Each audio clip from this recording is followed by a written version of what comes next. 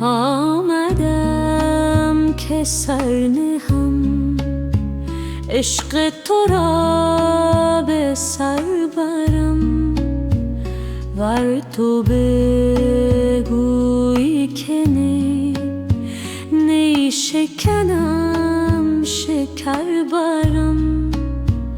آمدم چو عقل و جان از همه دیده نهان، تا سوی جان و دیدگان مشعل نظر برم.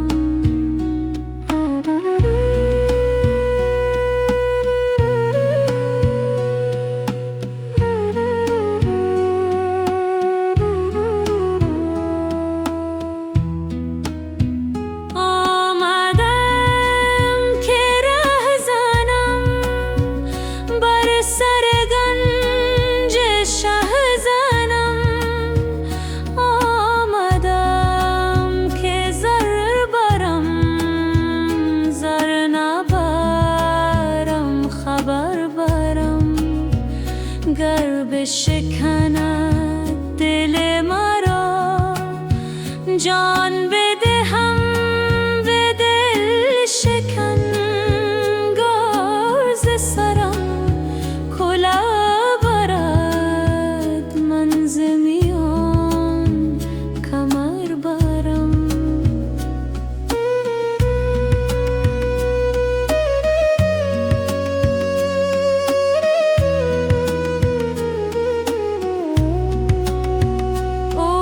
نشسته در نظر، من به کجا نظر کنم؟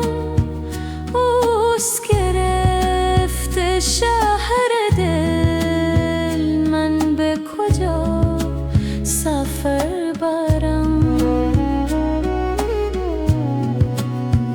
آنکه ز زخم تیر شکاف می کند، پیش گشاد تیر او وای اگر سپر برم.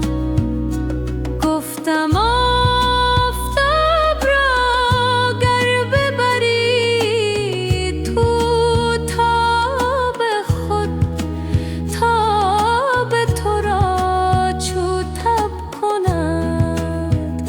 گفت بلی اگر برم. هان که ز تاب روی او نور صفا به دل کشد، و هان که ز جوی حسن او آب سوی جگر برم.